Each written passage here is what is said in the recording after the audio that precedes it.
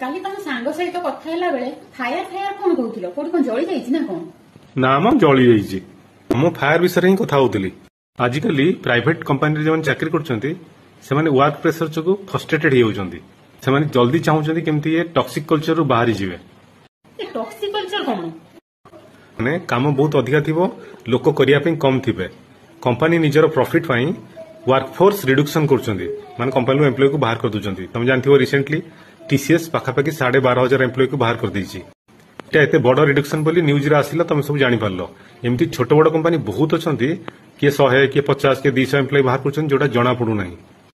এতে এমপ্লয়িজ মানে বাহারিলে কোন করিবে? সেমানে বড় হইরাণ হেবে। যদি সেমানে এ ফায়ার কনসেপ্ট কু আগরু আপনি থানতে 5-10 ବର୍ଷ ପୂର୍ବରୁ, তাহলে সে হইরাণ ହେଇ নথান্তে। ଏ ফায়ার কনসেপ্ট পাখাপাখি 10-12 ବର୍ଷ ପୂର୍ବରୁ ବାହାରିଲାଣି, ତାଠୁ ପୂର୍ବରୁ ବାହାରିଲାଣି। ଲୋକମାନେ ତାକୁ ଏବେ ଗ୍ରହଣ କରୁଛନ୍ତି। ফায়ার মানে কোন কইল? Financial independence retired early. কোন হব?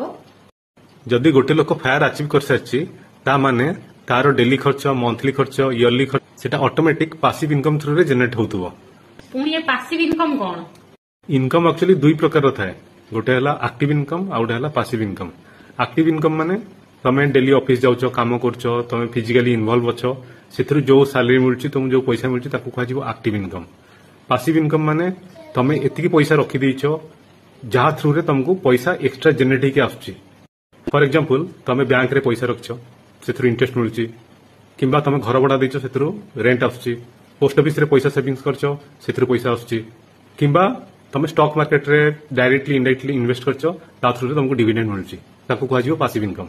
মানে হেলা আক্টিভ ইনকম মানে হଉଛି ତମେ ତା ଦେହରେ ଆକ୍ଟିଭ ରହୁଛ, ଆଉ ପ୍ୟାସିଭ ଇନକମ ମାନେ ହଉଛି ମାନେ ଥ୍ରୁ ରେ ଆମକୁ ପଇସାଟା ଆସୁଛି। ଆମେ ପଇସା ରଖିଛନ୍ତି, ସେଥିରୁ ଆମକୁ ପୁଣି ପଇସାଟା ଆସୁଛି। ତା ମାନେ ହେଲା ତମ ପଇସା ତମ ପାଇଁ କାମ କରୁଛି, ତମେ ବସିଛ, ତମ ପଇସା ତମ ପାଇଁ କାମ କରୁଛି, ଆଉ ତା ଥ୍ରୁ ରେ ପଇସା ଆସୁଛି।